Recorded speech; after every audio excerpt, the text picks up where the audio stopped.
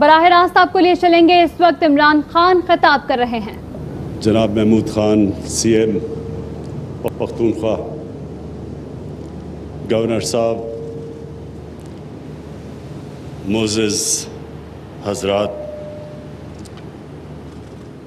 ممند کے لیڈرز، بزرگ، نوجوان، میں سب سے پہلے آپ کو اپنی حکومت کی پالیسی بتانا چاہتا ہوں. جو بھی کوئی حکومت ہوتی ہے اس کا کوئی نظریہ ہوتا ہے، اور وہ نظریہ اس کا روڈ میپ ہوتا ہے. یعنی نظریہ بتاتا ہے کہ وہ حکومت کس طرف جا رہی ہے. تو میں پہلے دن سے آپ کو بتا رہا ہوں کہ میرا نظریہ وہ ہے جو مدینہ کی ریاست جس اصولوں پہ کھڑی ہوئی تھی وہ ہے ہمارا نظریہ. جو ہمارے نبی صلی اللہ علیہ وسلم نے پہلی ایک اسلام کی ریاست بنائی تھی وہ ایک نظریے پہ بنی تھی. وہ نظریہ کیا ہے؟ وہ نظریہ یہ ہے کہ ایک ریاست کی ذمہ داری ہوتی ہے کہ وہ اپنے کمزور طبقے کو اوپر لے کے آئے. وہ کمزور طبقہ خود اوپر نہیں آ سکتا، اس کو مدد کی ضرورت ہوتی ہے. اور ریاست کی سب سے زیادہ ذمہ داری ہوتی ہے کہ اپنے کمزور لوگوں کو، جس طرح تاریخ کی پہلی فلاحی ریاست بنائی گئی مدینہ میں، کبھی دنیا میں کوئی سوچ نہیں تھی فلاحی ریاست کی. مدینہ کی ریاست میں انہوں نے ذمہ داری لی بیووں، یتیموں، معذوروں، بوڑھوں کو، غریبوں کو. اور دنیا کی تاریخ میں اس طرح کا انقلاب آیا ہی نہیں کہ وہ لوگ جن کی کوئی حیثیت ہی نہیں تھی وہ انہوں نے دنیا کی امامت کی کئی سو سال تک. تو یہ ہمارا ملک بھی جو ہمارے علامہ اقبال اور قائد اعظم کی سوچ تھی وہی تھی، اسلامی فلاحی ریاست. تو جب یہ آپ میرا نظریہ دیکھتے ہیں تو آپ کو سمجھ آ جاتی ہے کہ ہم کس راستے پر نکل رہے ہیں. ہماری یہ کوشش ہے کہ جو ہمارے کمزور طبقہ ہم اس کو اوپر اٹھائیں. گورنمنٹ کی ساری پالیسیز وہ ہوں کمزور طبقے کو اوپر لانے کے لیے. اور جب آپ کمزور طبقے کی بات کرتے ہیں تو آپ وہ علاقوں کی بات کرتے ہیں جو پیچھے رہ جاتے ہیں. جب ملک میں ترقی ہوتی ہے تو جو ترقی ہونی چاہیے وہ سب کو اوپر اٹھانے کے لیے ہونی چاہیے. یہ نہیں کہ ایک علاقہ اوپر چلا جائے اور باقی ملک پیچھے رہ جائے. لہٰذا میرا بڑا واضح موقف ہے قبائلی علاقے کے اوپر، بلوچستان پہ.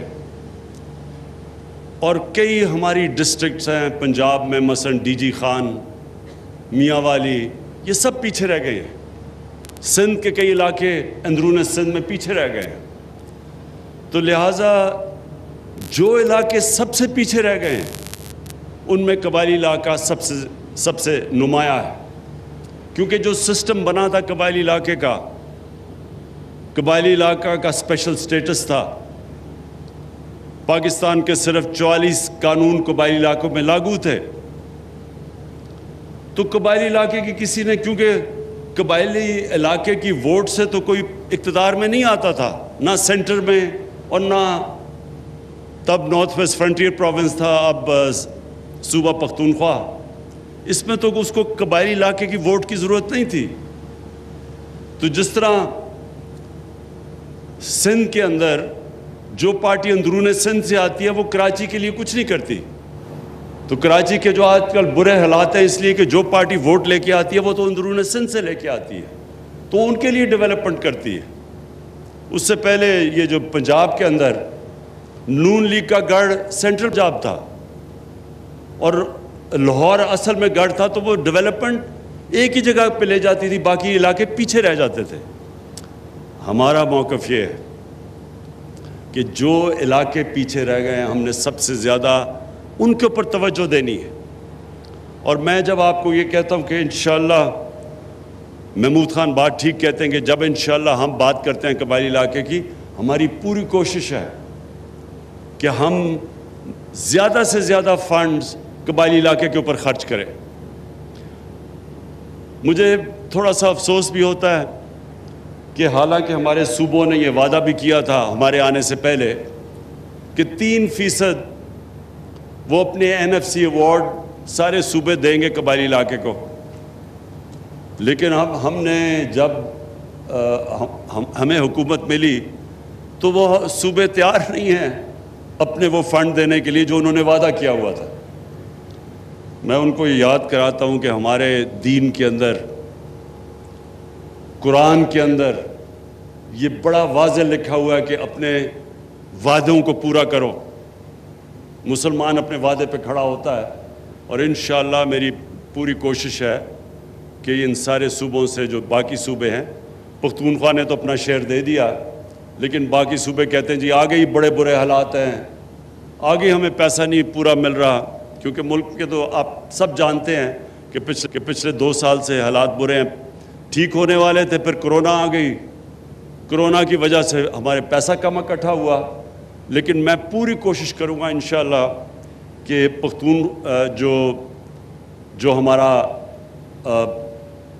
انضمام ہوئے علاقے ہیں, پرانا قبائلی علاقہ, میری پوری کوشش ہے کہ آپ کو ہم جو فنڈز, باقی اگر علاقوں کو فنڈز نہیں بھی ملتے, کم از کم قبائلی علاقے اور بلوچستان کو پورے فنڈز ملنے چاہیے.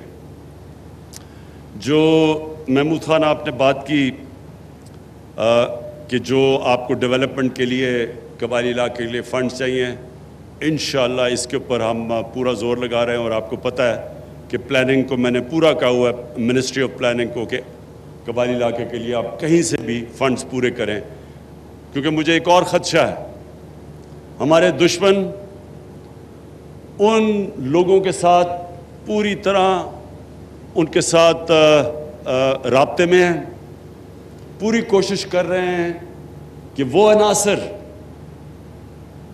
جو نہیں چاہتے یہ انضمام قبائلی علاقے کا اور پختونخوا کا, وہ پوری کوشش کریں گے کہ کوئی نہ کوئی انتشار پھیلایا جائے. جو ملک سے باہر دشمن ہیں وہ اس طرح کے عناصر کو پوری طرح فنڈ بھی کرتے ہیں اور بار بار کوشش کرتے ہیں کہ کسی طرح رکاوٹیں ڈالی جائیں یہ جو انضمام ہوا ہے. اس لیے اور بھی زیادہ ضرورت ہے کہ ہم قبائلی علاقے کے اوپر پوری طرح ڈیولپمنٹ میں کوئی کسر نہ چھوڑیں. اور یہ جو انضمام کی وجہ سے ایک اور چیز ہوئی کہ یہ جو تجارت کرتے تھے یا جو چیزیں لے کے آتے تھے افغانستان سے, وہاں اب وہ باڑ لگ گئی ہے جو لگنی بھی چاہیے اسمگلنگ روکنے کے لیے, کیونکہ اسمگلنگ پاکستان کو تباہ کر رہی ہے. ہماری انڈسٹری نہیں ڈیولپ ہوتی اسمگلنگ کی وجہ سے. انڈسٹری اگر نہیں ڈیولپ ہوگی ہم روزگاری ان لوگوں کو دے سکیں گے اپنے نوجوان آبادی کو, اور دوسری چیز ہم ایکسپورٹ نہیں کر سکیں گے. اگر ایکسپورٹ نہیں کر سکیں گے پاکستان کبھی بھی یہ قرضوں کی دلدل سے نہیں نکل سکتا. تو اس کے لیے ہمیں اسمگلنگ تو روکنی ہے, لیکن وہ لوگ جو وہاں پہلے تو بارڈر تھا ہی نہیں, ان کے لیے بارڈر مارکیٹس کھولنی شروع کرنے لگے ہیں. پوری ہماری تیاری ہو رہی ہے کہ بارڈر مارکیٹس کھلیں تاکہ وہاں جو لوگ جو تجارت کرتے تھے افغانستان سے ان کے لیے موقع فراہم ہوں روزگار کے. اور ایک اور بڑی خوشخبری ہے کہ افغانستان میں جو اب امن کی طرف ڈائلاگ شروع ہو گیا ہے طالبان کا اور افغان گورنمنٹ کا, ہم سب دعا کرتے ہیں کہ یہ کامیاب ہو جائے.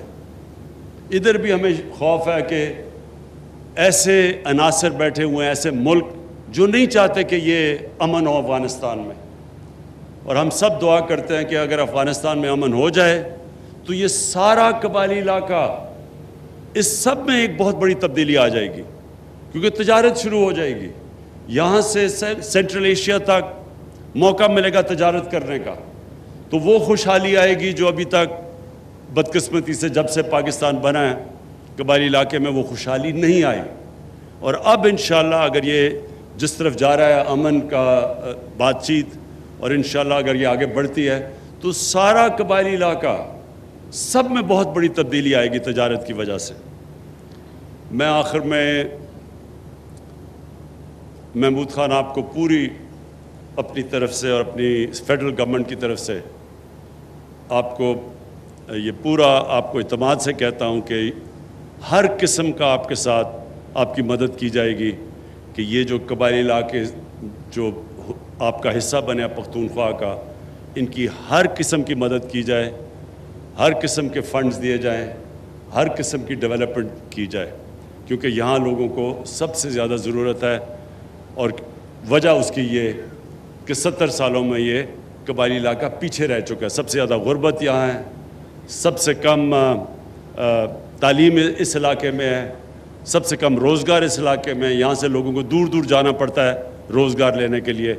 इसलिए हमारी पूरी कोशिश होगी कि इस इलाके में इंडस्ट्री भी लगे, और इंडस्ट्री वो लगे जो एक्सपोर्ट कर सके, ख़ास तौर पे अफ़गानिस्तान, सेंट्रल एशिया में।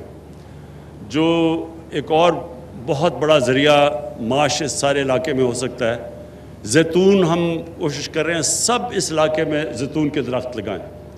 ये जो हमने स्टडी किया है यहाँ से लेके नीचे वज़ीरिस्तान तक, ये वो इलाका है जो सबसे ज़्यादा जिधर जैतून के दरख्त बेहतरीन उगते हैं। और अगर ये अगले 3-4 साल तक जो हम दरख्त उगा रहे हैं, ये आपको यही इस इलाके में इतनी आमदनी दे देगा कि आपको किसी को भी तक अंदाज़ा नहीं। क्योंकि जो जैतून है वो दुनिया में भी एक्सपोर्ट कर सकते हैं, और हम जो बाहर से इतना ज़्यादा जो तेल यानी घी वो जो बाहर से इंपोर्ट करते हैं वो भी हमें नहीं करना पड़ेगा, और ये इससे एक्सपोर्ट्स भी बढ़ेंगी और इस सारे इलाके में इंशाल्लाह खुशहाली भी आएगी। बहुत बहुत शुक्रिया। मोहम्मद में वज़ीर आज़म इमरान खान अमायदीन से खिताब कर रहे थे। उन्होंने कहा जरिया हुकूमत का रोड मैप होता है। उन्होंने कहा कि कमज़ोर तबके को ऊपर लाना रियासत की जिम्मेदारी होती है। वस्ती पंजाब से नून लीग आई, उसने जनूबी पंजाब पर तवज्जो नहीं दी। मेरी पूरी कोशिश है कबायली इलाकों और बलोचिस्तान को पूरा फंड मिले। साथ ही साथ उन्होंने कहा कि जो पार्टी अंदरूने सिंध से आती है वो कराची के लिए कुछ नहीं करती। पूरी कोशिश है कि ज़्यादा से ज़्यादा फंड कबायली इलाकों पर खर्च करें। सूबों ने वादा किया था कि 3% NFC अवार्ड कबायली इलाकों को देंगे। अफसोस है हमें हुकूमत मिली तो सूबों को अपना वादा याद नहीं है।